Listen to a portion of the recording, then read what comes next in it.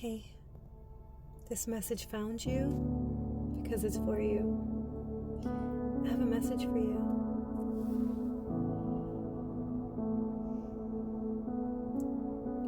It's time to let go of the past.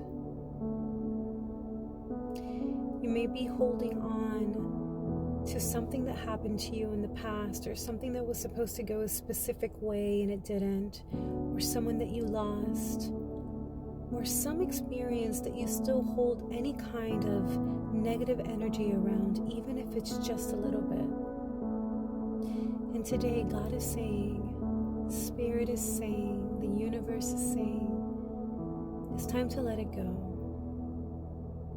Now you may have tried to let it go many times before. And if you've already done a lot of healing work around this, then this is definitely for you. It's time to stop healing.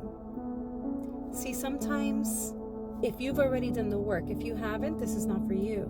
But if you've already seen therapists, if you've already done forgiveness work, if you've done ayahuasca, if you've done psilocybin, if you've done all these things to help heal and help move forward and let go of the past and improve yourself, but you find that you're still holding on to past hurts, or maybe you get some intrusive thoughts, or maybe you notice that there's still some sadness around certain things that have happened to you, it's time to let it go. Now, how do we let it go? I don't know how to let it go. I want to let it go. I try to let it go, but it keeps coming back. How do I let it go? I have this practice with my clients that are in couples, in my couples counseling sessions. I have this rule where it's a session about letting go. And so what they do is and you can try this with your partner, but you can also apply it to your life and your past. So what you're going to do is you're going to bring out, you could write, or if you're with your partner, tell them any little thing from the past that you may be holding even a little bit of resentment around, of bitterness around, of victimization around, of pain, of negative energy around. And it could be things that you hold a lot of pain around, or negative energy around, or just slightly. Don't disregard the slightlys, because those are really important too. What you do is you say to the other, or you say to yourself if you're going to write it down, my intention with this practice is to get out of me everything that is holding me back, all of the blocks that I've created against love, all of the pain, all of the past hurts. My intention is to be clear on what they are, get them out of my system by speaking them out loud or writing them down. And then once I finish writing everything down, every one that has hurt you, every experience that has hurt you, or if you're in a couple, in a relationship, you tell them everything that they have done that has hurt you. And so what you're going to do is create a sacred space, a neutral space where you can hold that space for yourself or for each other and literally say what needs to be said. And the other promises to not be reactive, to not take it personal, but to just stay in this state of neutrality where they could not take anything personal and just hold that sacred space for the other to talk about their hurts. And then if it's in a couple, they do it vice versa. If you're doing it yourself, you're just going to write it all out and create that sacred space for yourself without any judgment, just letting it all out. Once you finish, you make a promise to yourself, or if you're doing this in a couple, to your partner, that you want to move forward with your life and you want to let this go. This is very powerful for the couples who have a lot of resentment against each other. We do this in my seminar, actually, when it's Couples Day. So you literally sit in front of each other and I ask you, do you want to move forward with each other or not? That has to be clear. Yes or no? Yes. Is your love more powerful than these past hurts? Is moving on and your love conquering anything from the past more valuable to you than holding on to these past hurts? If the answer is yes, then you make a promise to each other to leave the past in the past once and for all.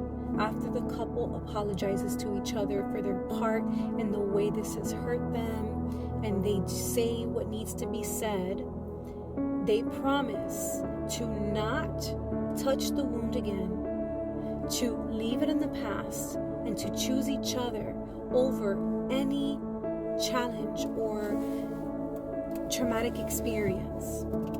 And so once they do that, they make a promise, and there's a safe word. It's past.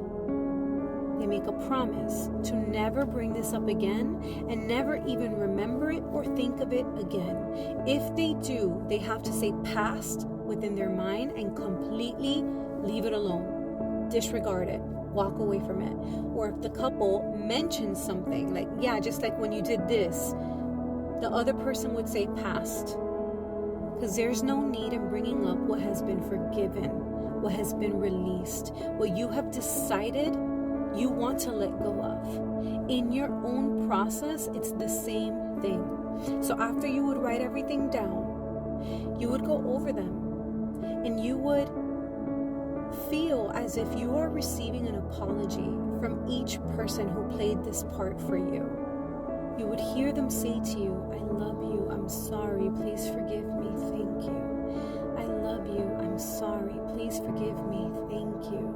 And you hear them ask for forgiveness, and you feel yourself accepting that, being able to let it go, not because it's not wrong, not because what they did didn't hurt you or any of that, but because you just want to be free of it more than you want to hold on to it.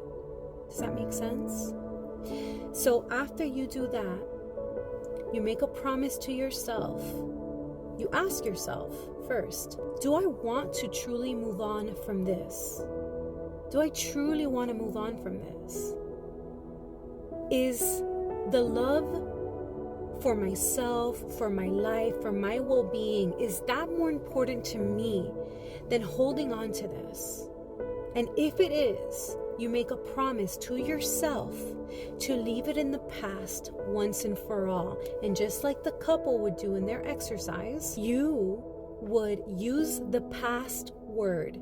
If you get an intrusive thought, if the memory comes back, if the person comes back, if resentment comes back, if hurt comes back, pain, depression comes back around what you have chosen to let go once and for all, you say past in your mind or out loud. And you decide in that moment to remove that thought from your mind, to not go into that loop, into that pattern, and to say past as remembering your pact that you made with yourself, that you will prefer to let go of it than to drag it into your present time or into your future. So every time it comes back, you say past, and you disidentify and you step away from the thought.